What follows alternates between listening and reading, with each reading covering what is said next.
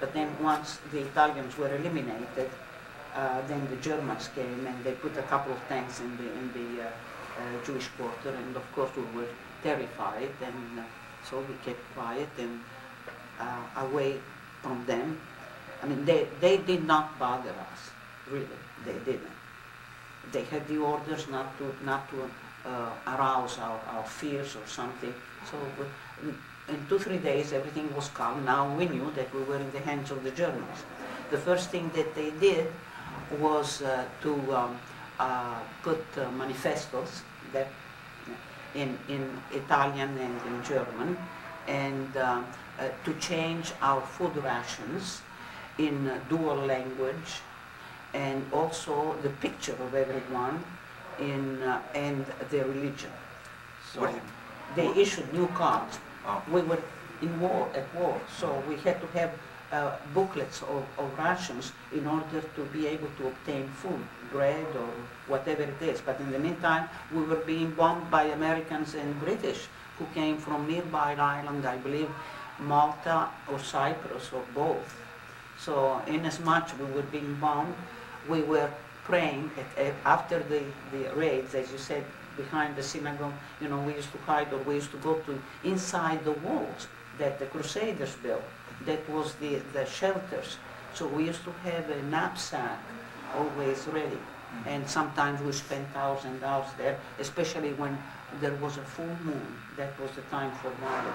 But bombings could happen anytime. In fact, the last one that happened there, the bad one, was the first day of Pesach, 1944.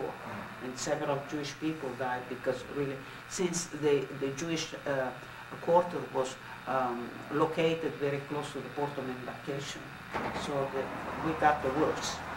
Homes, people died. And how did the people get rounded up to be deported? It was very simple. We really acted like a bunch of sheep, just fear. What can we do when we never had a gun, we were not fighters. First day I'm talking about the first days of July, around the 10th or the 12th, something like that. They asked a truck with loudspeakers.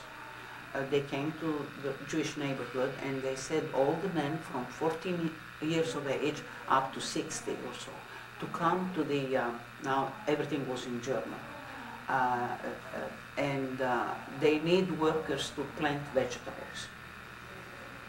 All right, so all the men obeying, they went there.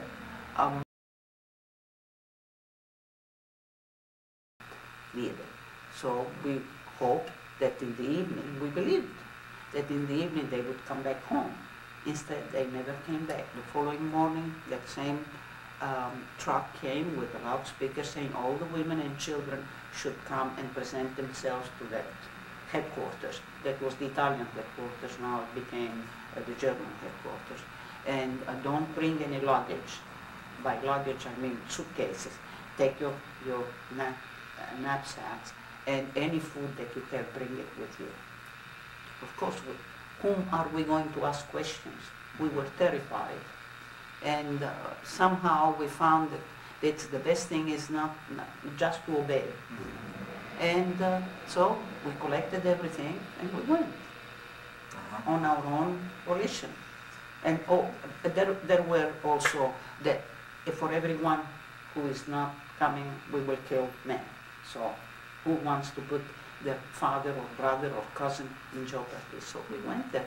We were naive, really. We thought that even if we didn't know, not go, we were all in one neighborhood. We were caught there, really. We had no, and we were afraid of harm. So why they take 10 men and they kill them? We don't want to have the responsibility of having created the death of other people. Right. So we believed what they said and we went there. And they kept us there for 3 days in that big building. We had running water, no food, we had toilets, and that's all.